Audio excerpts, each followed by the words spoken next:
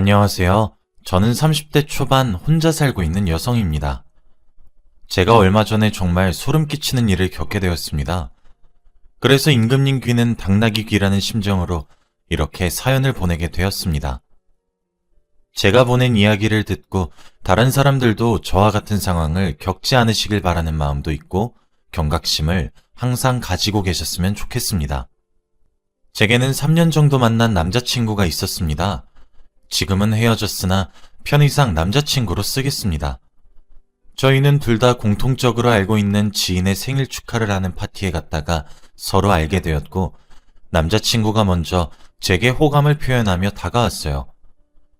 저도 그런 뭔가 사랑에 대해 적극적이고 노력하는 생각들이 마음에 들어 호감을 느끼게 되었고, 저희는 그렇게 자연스럽게 연인 사이로 발전을 하게 되었습니다.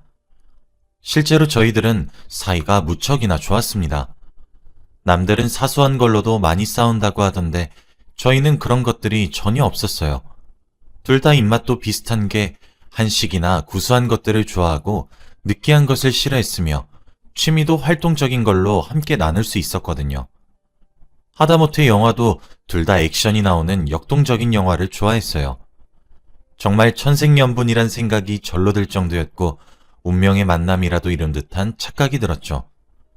웃음이 나오는 포인트도, 눈물이 흐르는 감동적인 포인트도, 슬플 때, 화가 날 때, 기타 등등 감정적인 부분도 너무 잘 맞았고 취향, 성격, 사상, 가치관 등등 뭐 하나 나무랄 것이 없었습니다.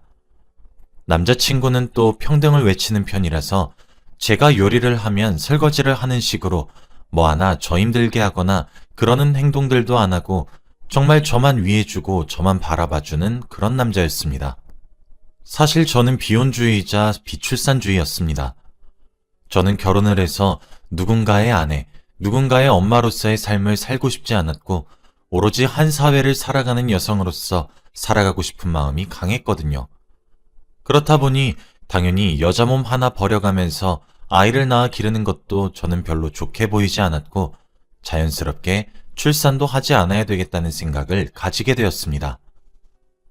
저는 임신과 출산이 분명 새로운 생명의 탄생을 축하해야 하는 일은 맞다고 생각하고 당연히 받아야 할 축하라고 생각은 하고 있지만 그것조차 한 여자의 희생으로 태어나는 것이라면 여자가 희생을 감수하고 받아들이겠다고 결정했을 때 태어나야 한다고 생각하거든요.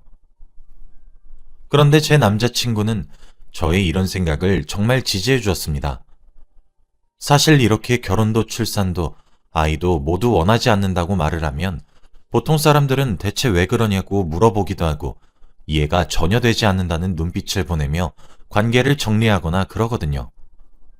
그리고 제가 가정을 책임질 생각이 없다 보니까 그런 생각도 존중은 하는 편입니다. 그래서 깔끔하게 헤어지기도 하는 거고요. 그런데 남자친구는 제가 만나온 사람들과는 다르게 절 있는 그대로 사랑해주고 저의 모든 생각과 사상, 그리고 가치관들을 존중해 주더라고요. 정말 이렇게 생각이 잘 통하는 사람이 있단 것에 너무 신기하면서 감사한 마음이 들었고 이 남자와는 정말 결혼을 하고 이 남자를 닮은 아이를 볼 수 있다면 내가 희생을 감수할 수 있다는 생각이 마구마구 들기 시작했죠.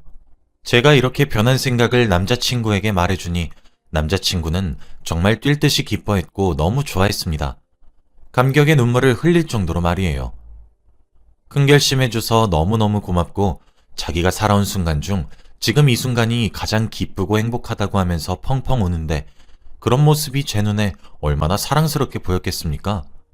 저희 집에서도 경사라고 팔 벌려 환영했죠. 결혼도 하지 않고 혼자 살겠다고 아이는 기대도 하지 말라고 못을 탕탕 박은 딸내미가 뒤늦게라도 결혼해서 아이도 낳고 알콩달콩 살겠다고 하니까 부모님이 얼마나 기뻐하셨겠습니까? 당연히 양가에서 저희가 결혼을 하겠다고 선언을 하자마자 빨리 보내야 되겠다고 결혼 준비를 서두르셨습니다. 상견례는 물론이고 예식장과 스튜디오와 드레스 컨택 등등 모든 것이 일사천리로 진행이 되었어요. 저도 그런 부모님의 신난 모습을 보고 있으니 저도 괜시리 죄송스러운 마음이 들더라고요. 부모님이 이렇게 좋아하시는 모습을 본 것이 처음이라서 죄송스럽기도 했고 뒤늦게 효도하고 있다는 생각이 들어서 뿌듯하기도 했고 뭐 그랬네요. 그렇게 드레스를 맞추고 스냅 사진을 찍었습니다. 저희는 청첩장을 좀 늦게 준비해서 이제 청첩장만 나오면 되어서 그걸 기다리고 있는 상황이었습니다. 이미 저희는 오래 만나기도 했고 그래서 살림도 먼저 합쳤죠. 원래 혼자 지내고 있었던 제가 지내고 있던 작은 아파트에서 살기로 했고 양가의 경제적 지원은 받지 않기로 했어요. 솔직히 사귀면서도 남자친구가 저희 집에 자주 놀러 오기도 했고 몇 번 자고 가기도 해서 반동거처럼 지내긴 했어서 별로 막 색다르거나 하진 않았죠. 그냥 이제와는 달리 자고 간다는 것이 합법이라서 좋다. 뭐 이 정도의 느낌이었던 것 같고 남자친구의 짐이 본격적으로 저희 집에 하나둘씩 들어오는 느낌이었어요. 침대만 좀 큰 사이즈로 바꾸고 살림살이도 뭐 제가 쓰던 거 계속 사용하기로 했죠. 그러던 어느 날이었습니다. 남자친구와 함께 잠을 자고 있었는데 남자친구에게 전화가 한 통 걸려오더라고요. 남자친구에게는 20년도 넘은 정말 친한 친구가 한 명 있었는데 그 친구의 아버지가 돌아가셨다는 전화였습니다. 소중한 친구여서 그런지 남자친구는 전화를 받자마자 바로 가겠다고 했고 옷만 갈아입고 상을 치르는 것을 도와주게 될 것 같으니 3일 정도 못 들어오겠다고 제게 설명을 하더라고요. 그런데 저도 3년이란 시간 동안 남자친구를 만나오면서 그 친한 친구분의 얼굴을 보지 못했던 것도 아니고 종종 남자친구가 친구분을 설명할 때 형제 같은 친구라고 몇 번씩이나 언급했었어가지고 저도 쿨하게 보냈습니다. 제가 남자친구였어도 똑같이 행동을 했을 것 같았거든요. 그렇게 남자친구가 없는 동거 생활을 하고 있었습니다. 합법적인 동거를 시작하고 처음으로 남자친구 없는 침대에서 자게 되었어요. 그래서 그런 것인지 아니면 마음가짐이 달라져서 그런 것인지 참 싱숭생숭하더라고요. 뒤척이다 겨우겨우 잠에 들었는데 갑자기 제게 전화가 걸려오더라고요. 전화 발신인을 보니 저희 부서 팀장님이셨습니다. 제가 다니고 있는 회사는 해외를 대상으로 사업을 하는 회사입니다. 그래서 시차 같은 것들에 의해 종종 자고 있는 새벽에 전화가 오기도 하거든요. 상대 클라이언트 시차에 저희가 맞추고 있어서요. 보통 그렇게 자고 있을 때 연락이 오는 일은 드물어요. 그래서 그런지 만약 그런 연락이 오면 보통 일이 아니란 소리입니다. 당연히 시겁한 채로 일어나서 전화를 받았고 아니나 다를까 제가 보낸 파일에 오류가 생겨 새롭게 보내드려야 되더군요. 그런데 제가 마침 그날따라 회사에 제 태블릿 PC랑 노트북 둘 다 두고 왔더군요. 그래도 저는 항상 제가 만든 모든 파일들을 언제든 사용할 수 있게 항상 인터넷 클라우드에 백업을 시켜놓기 때문에 다행히 노트북만 있으면 가능한 상태였습니다. 어쩔 수 없이 남자친구의 노트북을 열었어요. 그렇게 급하게 일을 처리하고 난 뒤 노트북을 덮으려고 하는 바로 그 순간이었어요. 어차피 심장이 떨어진 것은 아닐까 싶을 정도로 무척이나 놀랐기 때문에 잠도 달아난 상태였거든요. 그래서 이왕 남자친구도 없겠다, 노트북에 이상한 거라도 있나 싶어서 반장난식의 마음으로 노트북 여기저기를 눌러봤습니다. 그런데 저도 컴퓨터를 다루는 것에 좀 능숙한 사람이거든요. 어쩌다 바탕화면을 크게 드래그를 하게 되었는데 한 폴더를 투명하게 만들어 놨더라고요. 그런데 투명하게 만들어도 폴더 자체는 살아있기 때문에 드래그를 하게 되면 보이거든요. 당연히 순간적으로 호기심이 생겼고 그 폴더를 열어보게 되는 것은 당연했습니다. 그런데 그 폴더 속에는 정말 상상치도 못한 것들이 들어있었고 폴더 속에 저장되어 있는 파일들의 정체를 안 순간 저는 정말 차라리 기절을 하고 싶었습니다. 연도별로 날짜별로 저장되어 있는 엄청난 양의 사진과 동영상이 있었거든요. 그런데 제가 충격을 받았던 이유는 그 모든 사진들과 동영상들의 주인공이 바로 저 한 사람이었기 때문입니다. 처음엔 눈을 의심했습니다. 두 눈으로 보면서도 믿기지가 않았거든요. 그런데 제가 충격을 받은 것은 또 하나의 이유가 더 있었습니다. 저랑 남자친구가 만나고 서로가 서로에게 반하고 호감을 가지고 관계가 발전하고 이 모든 과정을 아무리 넉넉하게 잡아도 3년하고도 반년 정도의 시간이 걸리거든요. 그런데 약 5년 전 정도부터 제 사진이 찍혀 있더군요. 물론 사진의 앵글과 동영상들 모두 몰래 찍은 듯 했고요. 저는 이해할 수가 없었습니다. 아니, 이해를 하지를 못했습니다. 지금 내가 뭐를 잘못 알고 있는 것은 아닌지, 내가 무엇을 보게 된 것인지 하나도 모르겠더라고요. 숨이 가빠오고 너무 커다란 충격에 시간이 어떻게 흐르는지도 모르겠더라고요. 심지어는 연별로, 월별로 저장된 파일들 중에서 가장 최근 파일을 열어보니 불과 일주일 전에 업데이트가 된 영상이 하나 있었습니다. 그런데 그 영상조차도 제가 화장실에서 샤워를 하는 영상이더군요. 그 이외에도 저희 집 곳곳에서 제가 알아차리지 못하는 순간에 찍혀있는 영상들이 무척이나 많았습니다. 설마 하는 심정으로 그 영상들을 찍었던 곳을 뒤졌습니다. 무슨 생각을 하고 있는지도 기억이 나지 않아요. 그런데 거실에 한 개, 화장실에 한 개, 제 화장대 거울 근처에서 한 개, 30분 동안이나 아주 교묘하게 숨겨져 있는 몰래카메라를 발견했습니다. 요즘은 USB처럼 생긴 것도 있고 자동차 열쇠처럼 생긴 것도 있고 소형 카메라들이 아주 교묘하게 숨겨져 있더군요. 그래도 충전용 카메라여서 그런지 실시간으로 감시할 수 있거나 이런 종류는 아닌 것 같더라고요. 그 자리에서 한참을 주저앉아 있었고 더 이상 이곳에 있으면 안 되겠다는 생각이 들기 시작했습니다. 하지만 제가 비밀번호를 바꾸거나 그렇게 대응을 하더라도 남자친구는 이제 곧 저와 부부가 될 사람이니까 열쇠 아저씨에게 부탁해 문을 따고 들어올 수도 있고 이렇게 불안한 결과가 초래될 수도 있다는 생각에 미치니 집을 버리고 떠날 수도 없겠더군요. 그때 시계를 보니까 이미 새벽 5시를 넘기고 있었습니다. 실례인 것을 알지만 그때 팀장님께 전화를 걸었습니다. 참고로 팀장님도 여자분이시거든요. 그리고 저와 함께 업무를 쳐내시는 분이셔서 사적으로도 친한 사이이기도 하고요. 팀장님도 전화를 받더니 아까 당황했지. 오늘 새벽에 고생 많았으니 점심시간 이후까지 출근하도록 해. 라고 하시더라고요. 따뜻한 말씀에 눈물이 펑하니 쏟아졌고 엉엉 울면서 횡설수설거리며 자초지종을 설명했습니다. 팀장님은 제 이야기를 당황한 티는 많이 나셨지만 차분히 들어주셨고 제 이야기가 거듭되면 거듭될수록 말이 사라지셨고 경악만 하셨습니다.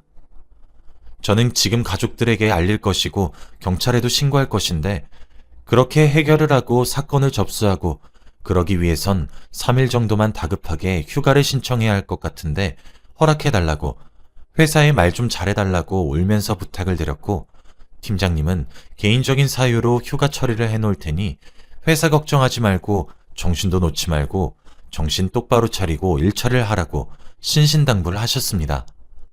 제가 팀장님께 말한 이유는 회사에서 제가 빠지기 위해 핑계를 대기 위해서였고 팀장님은 저와 친하기도 하고 서로 사적인 이야기도 많이 해서 좀 도와주셨으면 하는 마음이었거든요. 그렇게 회사를 어떻게든 해결했습니다. 그때 시간을 보니까 새벽 6시 반이더군요. 저는 남동생에게 전화를 걸었어요. 남동생은 누나 하면 껌뻑 죽습니다. 저와 나이 차이는 별로 나지 않는데 제가 워낙 어렸던 시절부터 우쭈쭈 해주고 업어 키우다시피 했었거든요. 어머니와 아버지가 일이 너무 바쁘셨기 때문에 제가 항상 밥도 해먹이고 그래서 제가 두 번째 엄마라고 봐도 될 정도로 동생을 잘 돌봤거든요. 그래서 그런지 동생도 저를 너무 잘 따르고 누나 말 한마디면 끔뻑 죽는 신용도 할 정도로 우리 남매 사이는 우애가 아주 좋습니다. 그런데 아침 대바람부터 결혼 앞둔 누나가 엉엉 울면서 대성통곡을 하면서 전화를 자신한테 거니 제 동생도 얼마나 놀랐겠습니까? 당장 제가 지내고 있는 곳으로 온다고 했고 동생을 기다렸어요. 차마 부모님께는 수치스러워서 알리질 못하겠더군요. 동생은 그날 아침 다급하게 회사에 월차를 내고 저희 집에 아침 대바람부터 들이닥쳤습니다. 일단 제가 엉엉 울고 있으니 저를 우선적으로 달랬어요.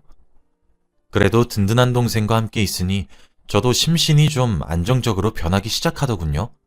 그렇게 동생에게 남자친구의 노트북을 보게 된 이야기, 그리고 그 안에 무엇이 있었는지에 대한 이야기 등을 했습니다. 동생도 경악에 찬 눈길로 제가 찍힌 영상과 사진을 일일이 보진 않았지만 대충 어느 정도의 수위인진 작은 사이즈로 봤고 그 후 경악을 하더라고요. 동생은 저에게 누나, 정신 똑바로 차려야 돼. 누나가 지금 제일 정신 차려야 돼. 내가 옆에 있잖아. 그러니까 괜찮아. 다 괜찮아질 거야. 그러니 누나, 정신 똑바로 차려. 알았지? 경찰에 신고하자. 엄마한테도 알리고. 누난 수치스럽겠지만, 누나, 이거 부모님도 아셔야 해. 응? 내가 옆에 있잖아. 걱정하지 마. 누난 아무 잘못도 없어. 내가 다 알고 있어. 내가 누나 다 알아주잖아. 응? 하면서 절 설득했어요. 그렇게 아침 9시경에 부모님께 동생이 전화를 걸었고 차분하게 모든 이야기를 했습니다. 제가 할 순 없었어요. 전 그때도 패닉에 빠져 있었거든요. 오전 10시가 되자 저와 남자친구가 동거를 하고 있었던 집에 저희 네 식구가 모이게 되었고 엄마는 현관이 열리자마자 신발도 제대로 벗지 못하고 뛰어들어와 저를 끌어안고 울기 바빴고 무뚝뚝하다고만 생각했던 아빠도 노발대발 화를 내기 시작하더군요. 동생은 부모님께도 진정하고 차갑게 식혀야 한다고 진정시킨 뒤 경찰에 신고를 했습니다. 저희는 최대한 빠르게 모든 증거를 찾아가서 증거로 채택되어 그것이 문서로 남길 원했습니다. 남자친구는 친구 아버님의 3일장으로 도와주고 있으니 내일 또는 모레에나 집으로 돌아올 테니 제게 남은 시간이 얼마 없었던 거였죠. 경찰에 신고하니 20분도 채 되지 않아 저희 집으로 경찰관이 도착했고 자초지종을 들은 이후 지원을 요청했어요.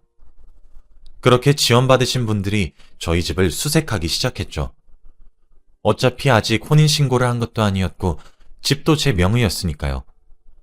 그렇게 저희 집 수색 결과 소형 몰래카메라는 총 10대가 추가적으로 더 나왔고 모든 카메라에 지문을 채취했습니다. 남자친구의 노트북도 압수가 되었어요. 그렇게 경찰서에 찾아가 사건의 주소도 다 쓰고 난 뒤 저희 부모님은 제 예비 시댁이 될 뻔한 곳을 찾아갔습니다. 그리고 찾아가자마자 아빠는 시댁에서 깽판을 치셨고 욕 한 번 하지 않았던 엄마도 쌍욕을 하기 시작했어요. 동생도 합세하고 싶어하는 눈치였는데 제가 너무 불안한 상태라 그런지 제 곁을 지키더군요.